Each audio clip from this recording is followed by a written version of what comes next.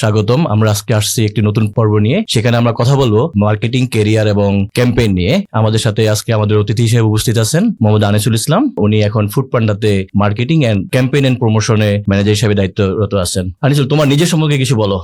আমার মার্কেটিং নিয়ে যাত্রা মূলত শুরু হয়েছিল জগন্নাথ বিশ্ববিদ্যালয়ের মার্কেটিং ডিপার্টমেন্ট থেকে। আমি যখন বিবিএ প্রথম সেমিস্টারে মার্কেটিং সাবজেক্টটা নেই, তখন থেকেই মার্কেটিং এর প্রতি একটা প্যাশন, একটা ভালো লাগা শুরু হয়। এই ভালো লাগার বীজ বপন করেছিলেন স্যার আপনারাই।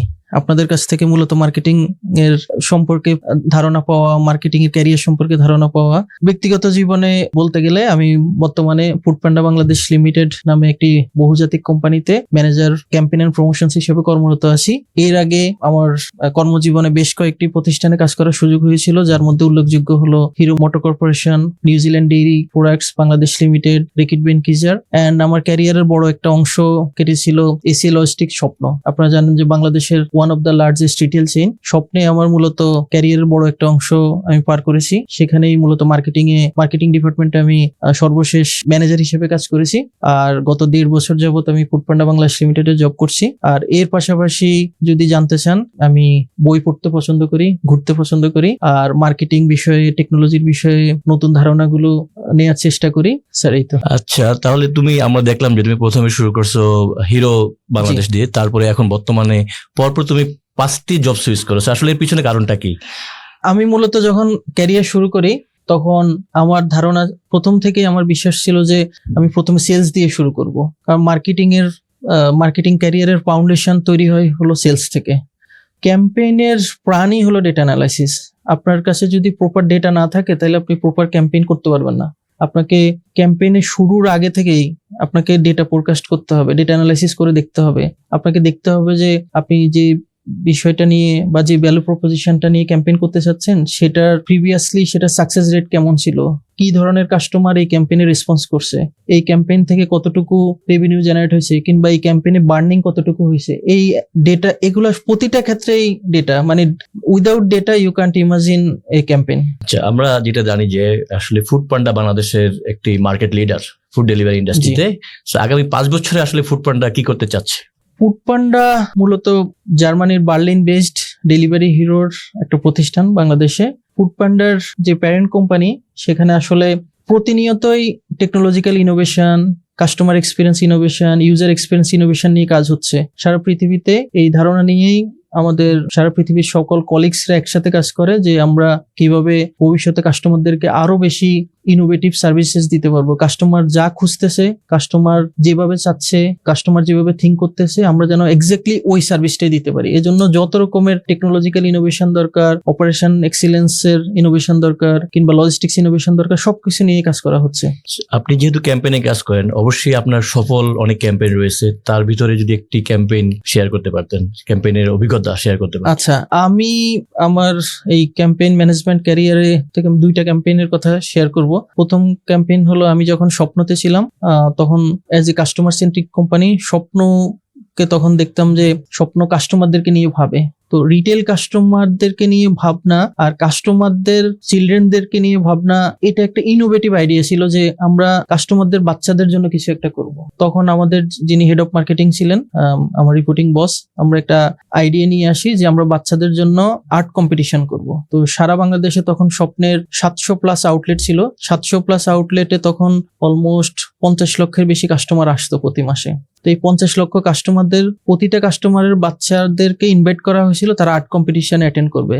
আমরা আর্ট পেপার দিয়ে আউটলেট গুলোতে বাচ্চারা ছবি আঁকছে, কিংবা অনেকে আর্ট পেপার নিয়ে বাসায় গিয়ে ছবি আঁকছে, ছবি জমা দিছে। এরপর আমরা শিশু একাডেমিতে 5000-এর বেশি বাচ্চার যে আর্ট আমাদের কাছে জমা পড়েছিল, সেগুলো একটা প্রদর্শনী করেছিলাম। সেখানে বাচ্চারা বাচ্চাদের মাদেরকে নিয়ে এসেছিল। তাদের গ্যালারিতে তাদের ছবি দেখে বাচ্চারা যে উৎফুল্ল হয়েছিল, কিংবা যে খুশি হয়েছিল, তাদের মধ্যে যে একটা অন্যরকম একটা আর্টের প্রতি যে একটা ভালোবাসা দেখেছিলাম, still I can remember that. And another campaign আমি বলবো যে প্যান্ডামার্টে জয়েন করার পরে আমরা গত বছরের অক্টোবরে অ্যানিভার্সারি ক্যাম্পেইন করেছিলাম। সেখানে আমরা পুরো 30 দিন ধরে আমরা এই ক্যাম্পেইন পরিচালনা করেছিলাম। সেখান থেকে একটা ম্যাসিভ বিজনেস গ্রোথ এসেছিল, যে আমরা এত ডাইভার্স ওয়েতে কাস্টমারদেরকে সেবা দিয়েছি, অফার দিয়েছি, আমাদের ইচ অ্যান্ড এভরি কাস্টমার খুবই খুশি ছিল।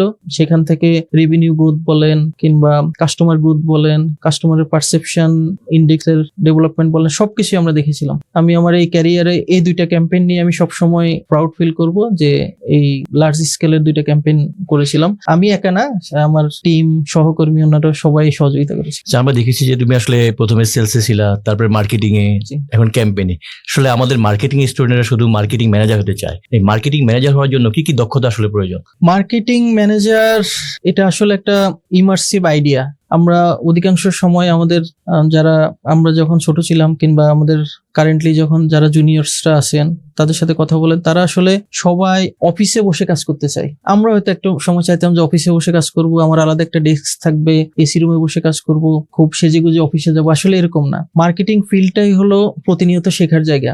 আপনি যদি ফিল্ড সেলস সম্পর্কে আইডিয়া না থাকে, আপনার যদি মার্কেট ডাইনামিক সম্পর্কে আইডিয়া না থাকে, মার্কেটে কি হচ্ছে আইডিয়া না থাকে, তাহলে আপনি কখনোই একজন ভালো মার্কেটিং ম্যানেজার হতে পারবেন না। তো আমার কাছে মনে হচ্ছে যে কেউ যদি ভবিষ্যতে মার্কেটিং ম্যানেজার হতে চায় বা মার্কেটিং ফিল্ডে কাজ করতে চায়, আমার মনে হয় অন্তত অল্প কিছুদিনের জন্য হলো সেলসে কাজ করা উচিত, ফিল্ডে কাজ করা উচিত। অর্গানাইজেশনের বিভিন্ন যে ডিপার্টমেন্ট গুলো আছে সেগুলোর সাথে ভালো অ্যালাইনমেন্ট থাকা উচিত। তার অনেকেই ভাবে যে শুধু মার্কেটিং মানেই হলো ক্রিয়েটিভিটি। মার্কেটিং মানে ক্রিয়েটিভিটি না। সারা পৃথিবীতে এখন নতুন ধারণা হলো আপনার ক্রিয়েটিভিটিটাকে যতক্ষণ না পর্যন্ত কোয়ান্টিফাই করা যাবে ততক্ষণ পর্যন্ত সেটা ক্রিয়েটিভিটি না।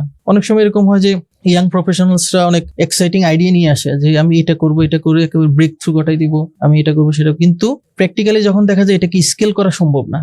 যে আইডিয়াকে স্কেল করা যাবে, যে আইডিয়াকে কোয়ান্টিফাই করা যাবে, যে আইডিয়া থেকে রেভিনিউ জেনারেট হবে কিংবা কাস্টমার অ্যাকুইজিশন হবে কিংবা বিজনেসের কোনো একটা কেপিআই ইমপ্রুভ হবে, ততক্ষণ না পর্যন্ত এটা যতই ভালো আইডিয়া হোক এটা আইডিয়া না। তরুণদের এই ধারণা থেকে বের হয়ে আসতে হবে। তরুণদেরকে আরো বেশি গ্রাউন্ডেড থাকতে হবে যে আসলে আমার আইডিয়াটা স্কেলেবল কিনা, আমার আইডিয়াটা সাস্টেনেবল কিনা। আমি হয়তো আউট অফ দ্য ওয়ার্ল্ড একটা আইডিয়া নিয়ে আসলাম, কিন্তু এটা আসলে বাংলাদেশের জন্য পারফেক্ট না। বাংলাদেশের মানুষ এখনো এই আইডিয়াকে পারসিভ করা কিংবা এই আইডিয়াকে টেক করার মতো মেন্টাল গ্রোথ কিংবা সোশ্যাল গ্রোথ এগুলো হয় নাই। তো বুঝতে হবে যে আইডিয়াটা কতটা গ্রাউন্ডেড আর কি। আর যেটা বলতেছিলাম যে মার্কেটিং ম্যানেজার হওয়ার জন্য যে স্কিলস গুলো লাগবে সেটা হলো ডেটা অ্যানালিটিক্স স্কিল লাগবে। তারপর বর্তমানে এআই নিয়ে কথা হচ্ছে, এআই লিটারেসি অবশ্যই লাগবে। কারণ হলো আপনার ভবিষ্যতের যে রিপোর্টিং বসরা থাকবেন তারা এক্সপেক্ট করবেন যে আপনি কোনো একটা কাজ নিজে না করে এআই দিয়ে দ্রুত করে সেটার সাথে আপনার নলেজ এবং আন্ডারস্ট্যান্ডিং কে ভ্যালু এড করে ব্লেন্ড করে তারপর আপনি কোনো একটা রিপোর্ট বানাবেন, সেটা তারপর আপনার রিপোর্টিং বসের কাছে নিয়ে যাবেন। উনি এক্সপেক্ট করবেন যে আপনি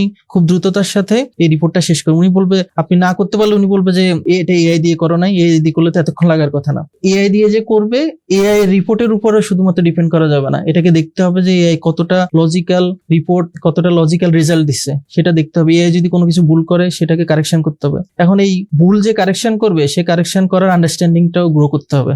অধিকাংশ সময় আমরা ভাবি যে কোনো একটা মার্কেটিং প্ল্যান বানাবো, এআই কে দিয়ে দিলাম, এআই একেবারে 360 মার্কেটিং প্ল্যান বানালো, কিন্তু এআই অনেক ভুল ডেটা দিবে, আপনাকে ভুল প্ল্যান দিবে, অনেক আনরিয়েলিস্টিক ডেটা দিবে। তো সেগুলোর উপর রিলাই করা যাবে না। এআই জাস্ট আপনাকে একটা স্কেলেটন তৈরি করতে যদি হেল্প করে, সেক্ষেত্রে AI it's a good tool for you. সাথে এআই এর সাথে আসলে আমাদের মেন্টাল স্কিল এবং আমাদের নলেজ এগুলো কাজে লাগে, ডেফিনেটলি থাকা লাগবে।